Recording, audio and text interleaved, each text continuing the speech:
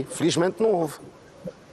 Não houve feridos, aquilo praticamente foi o arremessar de cadeiras, um lado para o outro, e o corpo de segurança da instituição tomou logo conta da situação. Este caso é insólito? Não tem acontecido situações do género? Por acaso esse caso é o primeiro que a gente registra. Muito bem, vamos aguardar.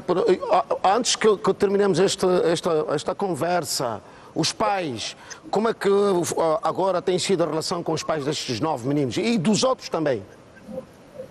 Sim, a relação agora tem sido boa, tanto é que no dia 27 de janeiro tivemos um encontro, aquele foi num sábado, e no dia 3 tivemos mais um, e acredito que os meninos já ganharam consciência, fruto de também muita conversa com os pais, é o que a gente apela sempre.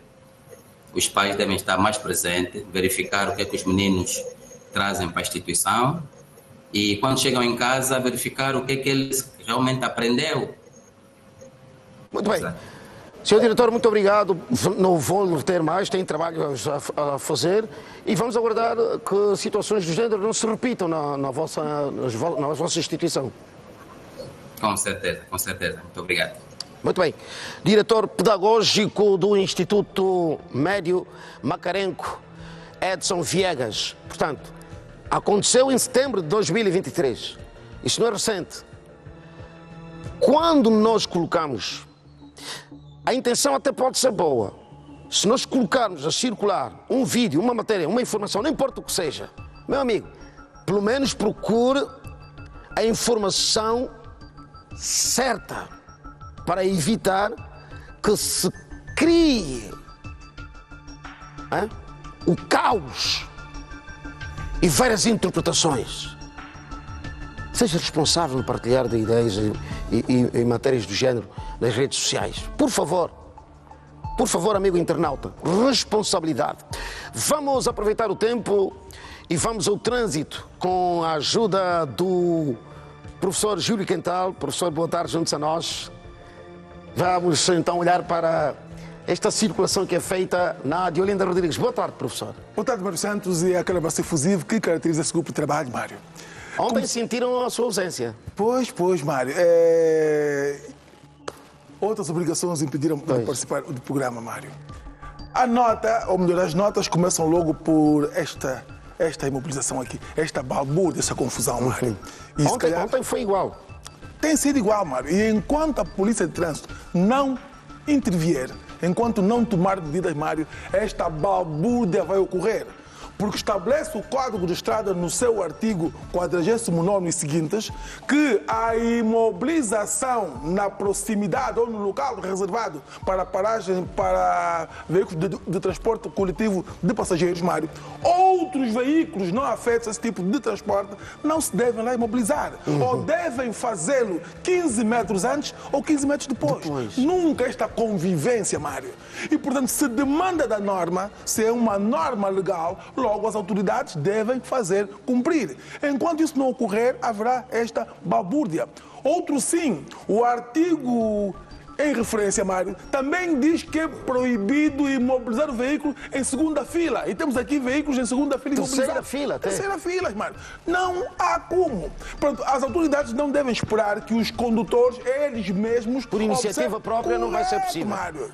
Deve haver a mão pesada. Violou a norma, a respectiva sanção. Paga a multa, certo, Mário? Repare, também temos notado, Mário, na via à direita, a colocação daqueles cones ali. Certo? Não sei qual a intenção, se é proibir a imobilização de veículos ali no ilhéu direcional ou qual a causa objetiva. Mas ainda assim é desnecessário, Mário. Simplesmente deve demandar da norma. O quê? Imobilização na proximidade de ilhéus direcionais é proibido. Logo, 5 metros após o ilhéu, polícia 1 ou 2, todo infrator, todo indivíduo que cometa essa infração, Mário, lá à frente, imobilizado, detido, passa-lhe a multa e paga. Portanto, temos que educar as pessoas de forma coerciva, já que elas, de forma voluntária, não cumprem com a norma, Mário. Na Lunda Sul, a polícia já esteve a conversar com os mototaxistas, e nós vamos ver esta matéria daqui a pouco, E eles disseram que há um período de graça, mas está a terminar. E quando fechar este período, quando terminar este período, acabou o diálogo. Vai ser a medida coerciva. A doer. Os nossos agradecimentos ao CISP. Quem está na sala de operações? Daqui a pouco vamos aproveitar. Permita, Mário, só uma nota Ronaldo rápida. João, obrigado. Obrigado, Ronaldo João. Vamos ver um outro ponto da cidade capital. Podemos? Podemos ver como é que está a ser feita a circulação no outro ponto da cidade capital? O Ronaldo dá-nos agora, este é 21 de janeiro, a Gameca à direita. Sim, Mário, aqui o trânsito habitualmente faz-se desta forma, portanto, no sentido sul, portanto, é mais condensado. Mas Porque nesta altura muita gente está aí. correto, mas se o Já Mário esteve a reparar, trabalhar e está de regresso a casa. O condensar do trânsito é lá atrás. Cá à frente o trânsito flui. Por quê? Porque aquela balbúrdia que referimos também há bocadinho. Há a mesma convivência ali naquele ponto entre veículos de transporte coletivo de passageiros e azuis e brancos, quando a norma não o determina. Outro sim, Mário, as autoridades que têm esta zona sob sua jurisdição também falham, já estão a pecar por protelarem a reposição das marcas. Linhas. Mário, há ali uma passadeira. Todavia, não se vislumbram marcas no pavimento, certo? Que legitimem o atravessamento de peões. Os condutores são obrigados a parar. Deduzem. Eles deduzem. Correto, Mário. A condução não é por dedução. Os direitos não se deduzem. Eles confirmam-se em razão da norma. E se naquele espaço há uma passadeira, ou melhor, é um local apropriado que é para atravessar a faixa de rodagem, deve haver o quê? A marca no solo. E até porque temos este sinal de perigo, Mário, que indica a aproximação de uma passagem para peões. E lá à direita temos um sinal azul que indica a existência. Para completar, a norma estabelece que no local da existência deve haver a demarcação no solo. Por que razão isso não existe? Onde é que a administração, o que impede a administração que tem esta zona sob sua tutela, certo? Toma então a iniciativa, já que nos termos do artigo 101 do Código de Estrada, certo? As autoridades têm esta obrigação de zelar pela permanência e visibilidade das marcas rodoviárias, Mário. É fundamental que isso ocorra para que então haja o quê? Organização no trânsito. Muito bem, Ronaldo João, muito obrigado. Nós vamos regressar a qualquer altura, vamos voltar ao trânsito. Mas eu quero falar para o amigo telespectador que comprou a carta de condução. Comprou a carta. Não vale a pena desviar o olhar para a direita nem para a esquerda. Comprou, está errado. Agora, por que é que não faz melhor? Se você já adquiriu a carta de forma errada, por portas e travessas, por vielas e aduelas, por que é que agora não procura formar-se? Nós vamos aproveitar, já que está aqui o professor Júlio Quental, vamos aproveitar para instruir um bocadinho mais o amigo telespectador que nunca viu isso, não esteve numa sala de aula, o amigo que lhe deu a experiência no volante, levou o cidadão aí próximo da praia e deu-lhe a instrução, ou até na altura em que o Maia ainda não era habitado, então era lá onde ele fazia as aulas de condução. Agora aprenda. Ouço o conselho, aprenda. O que é que vamos falar hoje, professor? Mário, hoje vamos falar sobre estacionamento e paragem. Portanto, são duas manobras que estão reguladas no artigo 48 do Código de Estrada e seguintes. Portanto, para começar, vamos para os conceitos. Parar e estacionar são manobras diferentes. Consiste em paragem a imobilização de um veículo pelo tempo estritamente necessário para alargar ou receber passageiros. O Mário imobilizou o seu veículo, Deixou alguém? fechou a porta, arrancou. O Mário imobilizou o veículo, não desligou o motor, ficou ali, olha, a tia Joaquina, olha, mas também o tio Manuel, já é estacionamento. Porque a norma estabelece pelo tempo estritamente necessário. Já a paragem é a imobilização de um veículo que pode culminar com o abandono do veículo da parte do condutor. Quero aqui realçar, Mário, uma terceira norma, que é a detenção, e que veremos daqui a bocadinho. Ora, comecemos pelos locais onde é proibido para estacionar, Mário. Aqui no programa já vimos por diversas vezes condutores imobilizar o veículo onde? Na rotunda. Dentro da rotunda. O Código de Estrada diz que é proibido imobilizar veículos, isto é, parar e estacionar dentro da circunferência. Dentro da rotunda não se para nem estaciona. E lá em Segundo casa caso, aproveita para aprender, não é retunda, é rotunda. R.O. Não é retunda. Corretíssimo, Mário. O segundo caso à direita, temos ali um túnel e uma passagem superior, certo, Mário? Quer no túnel, que é a passagem inferior, quer na passagem de cima, certo, que é a ponte, certo, Mário? É proibido parar e estacionar. É proibido. Não, foi só para... Não se para nem se estaciona nos túneis nem pontes. E quero reparar, Mário, que aqui é mesmo ponte, não é passagem superior. Sabe por quê? Porque a ponte, ela existe desde que haja duas extremidades de terra separadas. É mesmo ponte.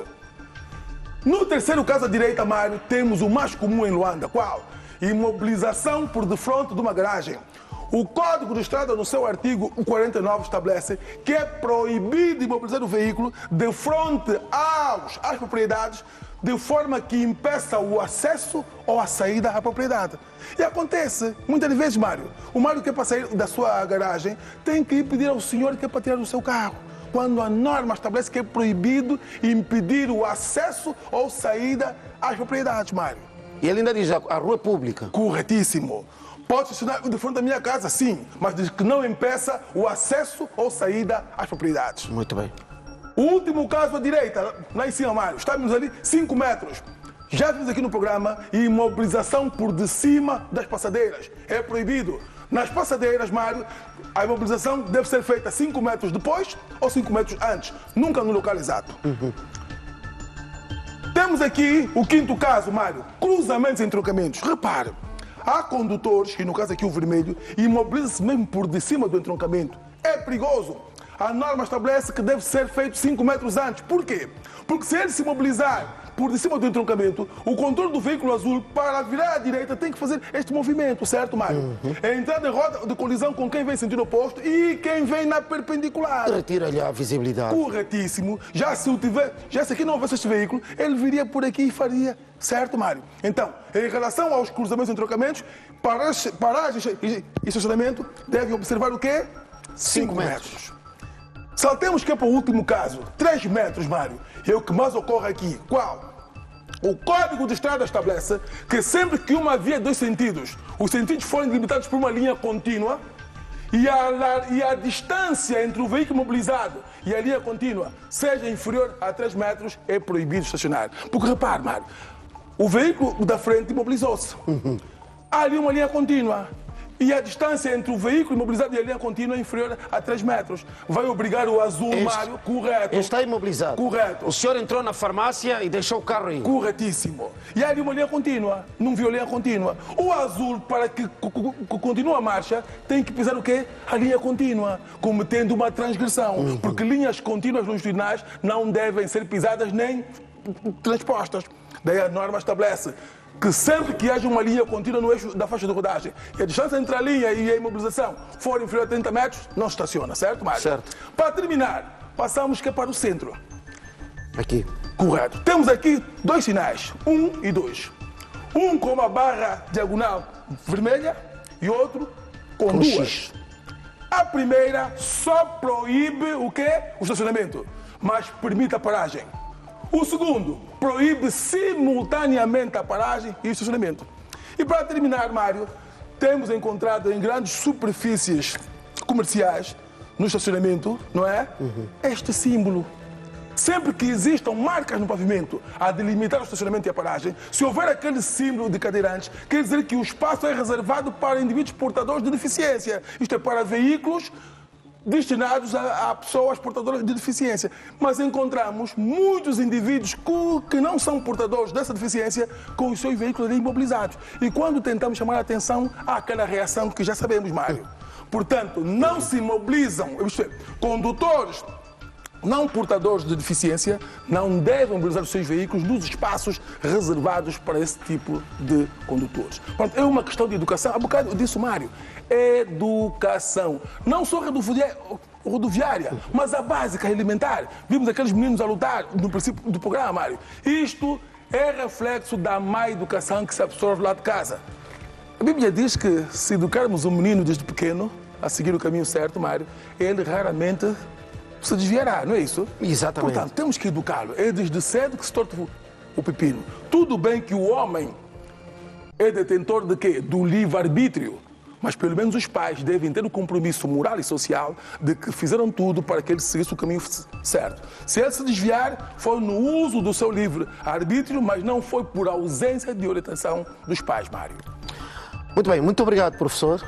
Disponha, Mário Santos. Que cátedra, mas que aula. Aliás, se você não aprende, é porque, para além de tudo, tem dificuldades extremas e não devia estar a conduzir. Concordo, Mário, concordo. Mas aí também tem uma deixa, Mário. Repare, as autoridades devem ser contundentes. O artigo 119 do Código de Estrada, que faz uma norma remissiva para o Decreto Presidencial 203/16 de 29 de setembro, estabelece os requisitos para se tornar candidato a condutor. Portanto, as autoridades não deviam permitir que indivíduos que não fossem detentores desses requisitos se tornassem condutor, melhor, andassem para ele conduzir. Não tem os requisitos, não conduza, porque um veículo na mão de um indivíduo sem habilitação, Mário, é uma arma perigosíssima. Professor, muito obrigado. A qualquer altura pode regressar. Disponha, Mário. Se não regressar, bom final de semana e já sabe, terça-feira estamos aqui outra vez. E outra notinha. Angolanos, há pessoas que vão usar o carnaval para que na quarta-feira ainda estejam mascarados de desaparecidos. Bom, a Associação de Mototaxistas da Lunda Sul tem o registro de 6.000 associados. 6.000. Infelizmente, estes 6.000 associados são, muitos deles, protagonistas de acidentes brutais. Por quê? Não sabem conduzir, conduzem embriagados, enfim, uma confusão. Por isso é que a Polícia Nacional reuniu com eles, estiveram presentes 400 mototaxistas e ficou estabelecido que daqui para a frente eles vão ser identificados com coletes, com o número e a identificação do cidadão. Sabe porquê? Evita aquela situação conhecida dos raptos. Você pode ser raptado por um falso mototaxista ou até outras coisas mais. Acompanhe esta matéria e veja o que a Lunda Sul preparou para reduzir a sinistralidade rodoviária. Vamos. O excesso de velocidade, falta de precaução dos peões na travessia, mau estado técnico dos veículos, condução em estado de embriaguez estão entre as conhecidas causas dos acidentes de viação. Vamos dar um período, vamos continuar a trabalhar com ele na consciencialização, mas depois será então a fase da coercibilidade, ou seja, quem não estiver alinhado com os regulamentos do Código de Estrada, certamente que será multado para o efeito. A Associação de Mototaxistas na Lunda Sul controla mais de 6.000 associados e destes, poucos têm cumprido com as normas de segurança na via pública. Mas há necessidade de se continuar a sensibilizar, não só sensibilizar. A nossa necessidade aqui agora é mudarmos, capacitarmos mais o mototaxista em matéria de Código de Estrada, porque muitos deles que estão na via pública não conhecem nem sequer nenhum sinal luminoso, então é uma das grandes preocupações. E para garantir segurança dos passageiros e evitar assaltos, a Associação dos Mototaxistas vai distribuir coletes que permitirão a identificação de cada mototaxista. No mesmo colete virá o número de taxista, a sua identificação para qualquer anomalia, para conseguirmos localizar o mesmo taxista. Essa é uma atividade que estamos a levar a cabo para acabarmos com a mesma vandalização que tem acontecido na via pública. No encontro promovido pela Polícia Nacional foram divulgadas imagens dos acidentes que ocorreram no ano de 2023 aos mais de 400 mototaxistas presentes. Muito bem, já viu, a partir de agora, a responsabilidade é sua, amigo mototaxista. A responsabilidade é sua a partir de hoje. Ou seja, doravante, na cidade de Saurimo e arredores, se um acidente de viação ocorrer e o motociclista é o protagonista, se for o motociclista a promover o acidente de viação, meu amigo, ouviu aqui o professor dizer: A quem vamos sacar responsabilidades? Motociclista. Há um problema. Eles estão a conduzir e não têm carta de condução. Não vão, não fazem formação. Cidade de Saurimo. Como é que nós vamos perceber, entender que na cidade de Saurimo, eu conheço a cidade de Saurimo, circulo por aí diversas vezes. Como é que nós vamos perceber que uma cidade como esta, uma cidade onde as pessoas podem circular à vontade, existem registros de acidentes que não lembra? Porque há cidadãos, como eu disse há bocadinho, mototaxistas, que não têm licença para condução, não estão licenciados. Mas ainda bem que essa medida foi tomada e, doravante, quem for apanhado a cometer uma infração, quem for apanhado... e outra nota, esta nota é importante, é interessante, essa nota mesmo é interessante.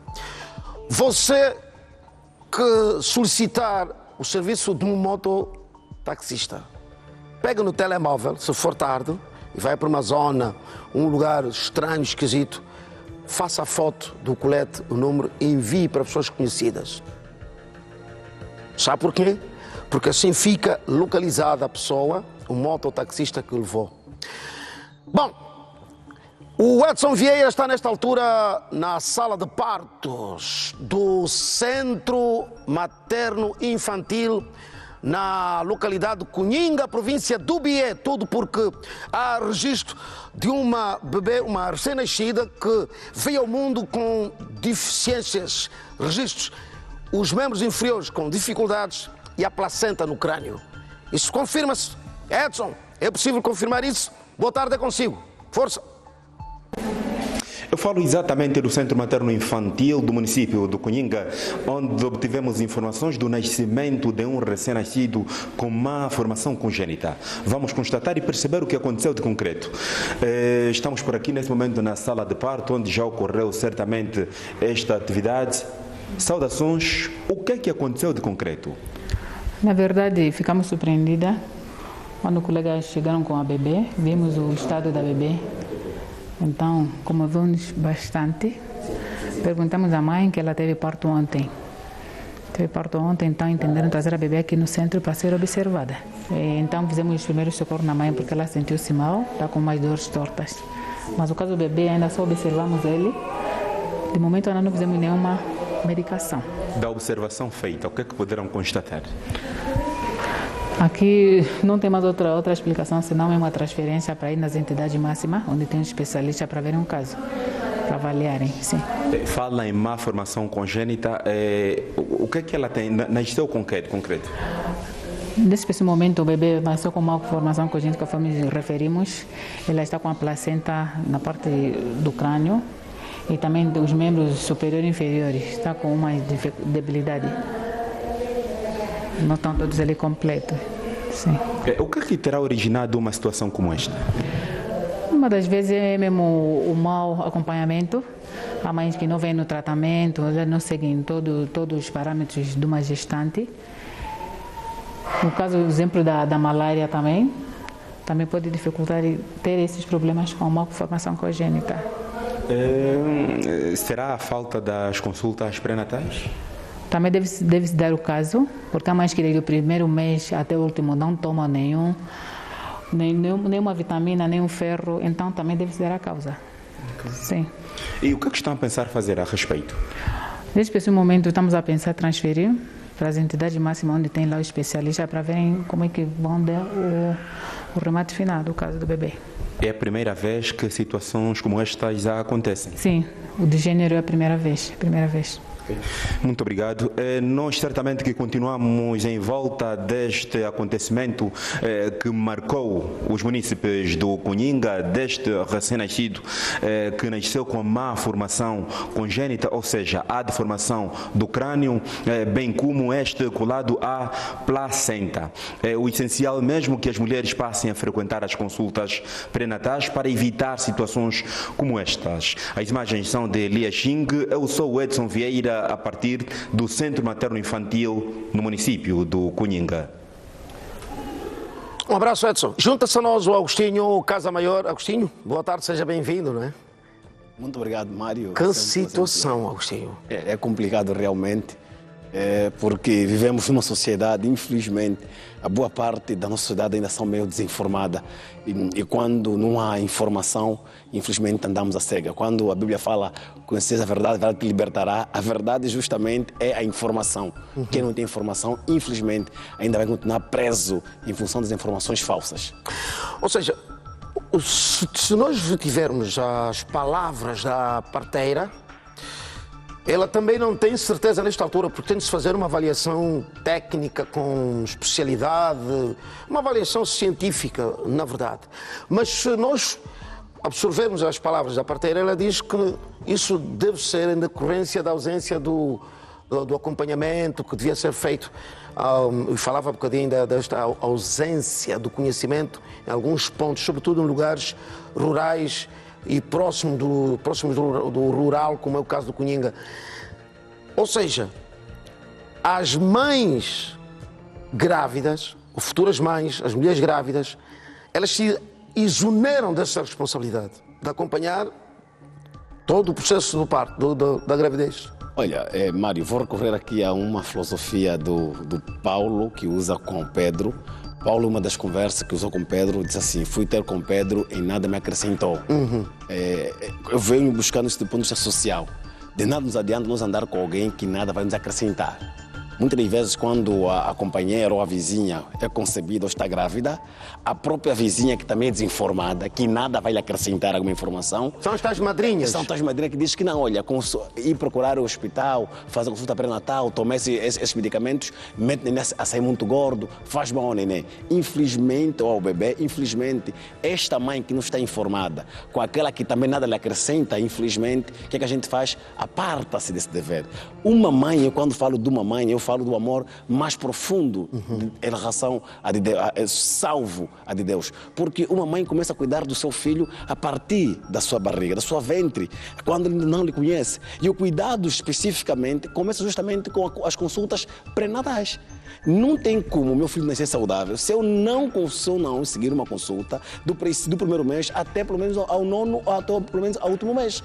Isso ocorre por quê? Porque falta informações. Essa falta de informação vai gerar desinformações. Automaticamente o Estado perde, porque um cidadão que poderia gerar, de certa forma, serviços sociais ou serviços ao futuro dirigente deste país, automaticamente uma família que entra em problema, porque depois começamos a achar feticismo onde não há, porque teu fulano no dia do pedido não levou o casaco, disse que vai fazer isso e por aí fora. Então pensamos, nós queremos aqui apelar de forma extensiva a todos. As consultas pré-natais, segundo aquilo que a médica fala, é de suma importância. Nós estamos numa sociedade muito globalizada. Eu, inclusive, Mário, tenho aqui um exemplo, quando a minha esposa fica concebida, há quem realmente disseram que tomar aqueles medicamentos de pré-natal, algo parecido, aqueles que dão, não era necessário, há quem disse isso. Eu conheci alguém que disse que não toma aquela coisa. Porque não, o menino faz sair muito gordo por aí fora. Eu, felizmente, bem rigoroso e pai que sou, disse que não tem nenhum outro caminho, senão a gente seguir o caminho da medicina, o caminho da ciência, que já está comprovada. Então, queremos aqui apelar a mães e futuras mães. É preciso que cada mãe tenha a condição, a responsabilidade. Porque eu digo sempre assim, Mário, ser mãe não é gerar um filho. Quem gera um filho pode ser uma mulher, mas não ser uma mãe. Mãe é aquela que sente a dor, mãe é aquela que partilha a dor. E a dor de qualquer filho, de qualquer mãe, começa no interior para o exterior. É no cuidado do seu filho. Então, queremos aqui apelar, sempre que tiverem concebida, por favor, consultem quem estudou medicina, consultem os hospitais, porque assim o Estado angolano agradece, porque só seremos nação angolana, socialmente falando, se houver troca de gerações. Vamos morrer e vai vir outras gerações. Caso contrário, esse país fica sem alguém para governar futuramente. Muito bem. Vai voltar a qualquer momento. Muito obrigado, Mário. Estamos aqui para isso. Muito bem. Na província do Cubango, existe no município do Calai, a localidade de Mavengue. Mavengue, não é Mavinga, Mavengue. E na localidade de Mavengue está o bairro Chichele. Agora, antes de irmos para esta informação, a província do Cubango é fértil em animais. Animais selvagens. Nós temos recebido aqui muitas matérias que abordam questões relacionadas a ataques de animais anfíbios. Mas agora, nessa localidade, uma menina, 14 anitos,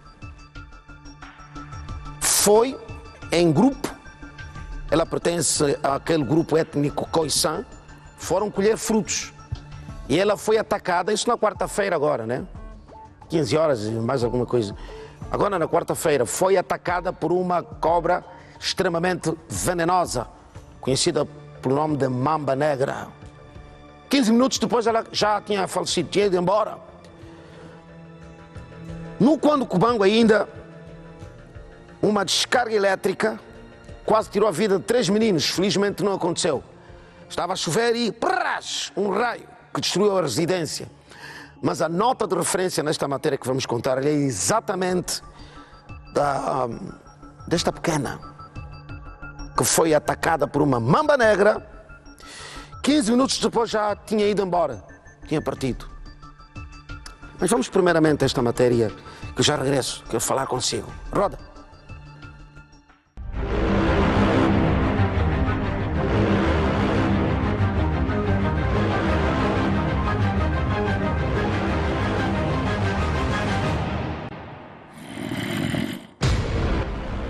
O conflito homem-animal e homem-natureza abrem o mês de fevereiro nas ações que os bombeiros e os especialistas da proteção civil são chamados a intervir. Contrário aos casos que relatamos nos meses passados, desta vez as crianças são as que sofreram na pele e na carne a força da natureza e o instinto selvagem e protetor dos animais. Na passada terça-feira, a chuva foi miúda, mas as descargas atmosféricas deixaram esta família sem a sua casa e com as crianças de 10, 12 e 14 anos feridas e desfalecidas. O facto aconteceu no bairro Boa Vida, arredores da cidade de Menongue. Felizmente, o pior não sucedeu e os 3 irmãos foram já assistidos e estão a salvo. No município do Calai, comuna do Mavengue, um grupo de crianças da tribo Khoisan que recolhia frutos silvestres foi surpreendido por uma serpente mamba negra que atacou e picou a uma menina de 14 anos. A vítima morreu 15 minutos depois do ataque. O facto aconteceu às 14 horas e 40 minutos desta quarta-feira no bairro Chichele. Os especialistas dos bombeiros afirmam que as matas do Cuando Cubango são ricas em serpentes perigosas e ressaltam os cuidados a se ter em conta. O porta-voz do Comando Provincial de Proteção Civil e Bombeiros do Cuando Cubango disse que o dos registros do órgão, a presente época chuvosa já matou 37 pessoas e deixou 53 outras com ferimentos pequenos e graves.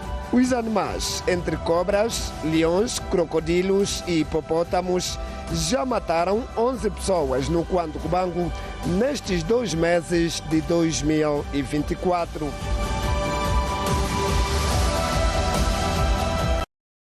Triste. Perdemos a pequena, 14 anitos, na província de Cuando Cubango. Os registros de sinistrados atacados por animais e, sobretudo, anfíbios, os registros são muito altos. Isso nos leva a uma reflexão. Às vezes nós já fazemos aqui um exercício, mas nos leva a uma reflexão. O que deve ser feito para que este convívio homem, meio ambiente, meio animal, seja, estou a falar, o convívio com o meio ambiente e os animais que estão no meio ambiente, seja feito sem prejuízo de ambos lados. As autoridades, ao nível da província, certamente estarão a fazer o seu papel. Já ouvi aqui diversas vezes, há inclusive placas indicatórias sinalizando zonas proibidas para o banho e outros serviços. Mas as pessoas vão lá. Falta o quê? Tem de se fazer um trabalho de sensibilização. O que é que tem de ser feito? Alguma coisa terá de ser feita naquela localidade, no Cuando Cubão. Nós aqui no programa dificilmente temos 15 dias de pausa sem uma informação vinda do Cuando Cubango, onde a vítima é o homem ou o animal, por causa desse convívio. Sim, que existem placas indicatórias. É verdade.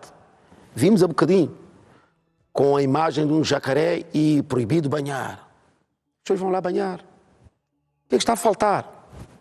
Estes pequenos saíram e foram colher frutos silvestres. Certamente precisavam de comer, tinham fome.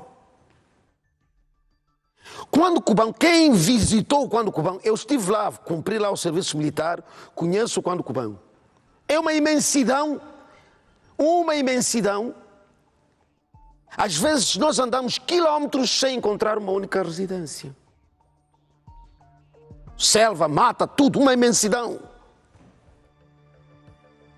Local propício para répteis, predadores, e rondam zonas residenciais. O que é que deve ser feito? Sim, existem acidentes. Sim, estes fenómenos ocorrem.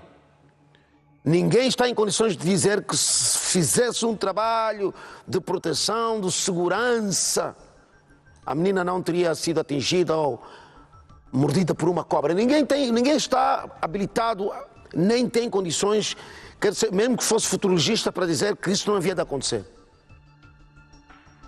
Mas agora, como é que nós reduzimos o número de vítimas humanas no Cuando Cubango? Tem de sentar, a autoridades e as comunidades sentar. Alguma coisa tem de ser feita. Isso é um conselho do programa, mas fica também sob responsabilidade das autoridades no Cuando Cubango. Vamos reduzir as mortes. Estamos a ir para um curto intervalo. Você está recordado daquele cidadão, o Manuel Eduardo? Já não se lembra? O cidadão de Benguela, do bairro 60, que foi até o Moçambique e vandalizou o PT número 30. Está recordado? Pois. O que é que aconteceu com ele? Será que o rapaz fugiu, está na Namíbia? Aí próximo, passou pelo deserto, foi embora. O que é que aconteceu com ele? Depois de vandalizar o PT número 36, deixar famílias sem energia, o que é que aconteceu com ele? Quer saber? Quer saber? Volte connosco depois do intervalo. Até já.